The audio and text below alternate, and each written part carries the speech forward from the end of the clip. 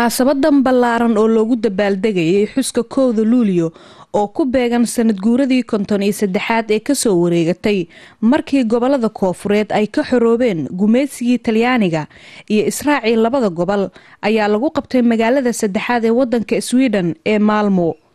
munaasabadani oo ay soo qaban qaabiyeen ururka hidde iyo dhaqan oo xaruntiisu tahay magaalada Malmö ayaa waxaa ka soo qayb galay dhammaan dadka Soomaaliyeed ee ku nool magaalada Malmö iyo nawaaxigeeda, aqoon-yahano, siyaasiyiin, dhalinyaro, haween, caruur iyo qaar ka mid ah fanaaniinta Soomaaliyeed. dadkii ka hadlay munaasabada ayaa waxay halkaasi ka soo jeediyeen khudbado ku saabsan qiimaha ay maalinta 1 Luulyo u leedahay ummadda Soomaaliyeed iyo halgankii dheeraa ee loo soo galay xurriyadda oo ay sheegeen in dad badani ay naftooda ku waayeen.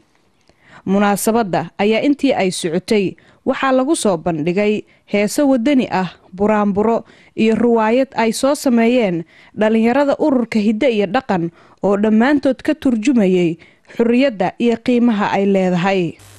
inaan wadanka wax laga qabsado iyo wadamada kale aan ku noolahay waxna la barto dadka yaryaro halkaan ku koray iyo kuwa ku dhalan doonaba dariiq wanaagsan oo mustaqbal leh loo bilaabo. runtii hiddaha iyo dhaqankaanu ma ahan mid maanta la aasaasay, waa mid in badan soo socday lana rajaynayo intay Soomaaliya jirto inuu jiri doono. hooyada haddaan ugu horraysiiyo hooyada wax barato, hooyada afka ha barato, hooyada wadanka ha la qabsato.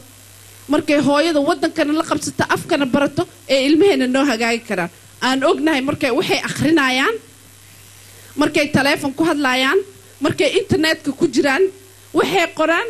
haddaa akhrin kartid cunug ku khiyaami karo. aabaha halku ku dhaladay soo garan mayso. aabay uu Soomaali ku dhaladay martuu ku dhaladay waxaad ku tiraa nabad bay noqotay. eeg hadda nabad bay noqotay. calanka Soomaaliye heedo cishega kanuur, calanka Soomaaliye heedo cishega kanuur, cirkaad oo egtahay rabbeeyo laga cabsado, koowe ku caawe helaha kama hajisan anaga kugu ceheshna ilmaa hela kugu cayele waka ila kawiro la masadaya wiinta xaleena la masadaya wiinta xaleena gadaal ka dufushne garbaanigu qodaa. munaasabada xafladda 1 Luulyo oo si heer sare loo soo qaban qaabiyay ayaa waxaa ka soo qayb galay dhammaan Soomaalida ku nool magaalada Malmö ee wadanka Sweden, iyagoo ay wajiyadooda ka muuqatay farxad aad u fara badan. waxayna ku soo gabagabowday jawi farxad leh. Sahra Maxamuud Cali, TV-ga qaranka Soomaaliyeed, Malmö, Sweden.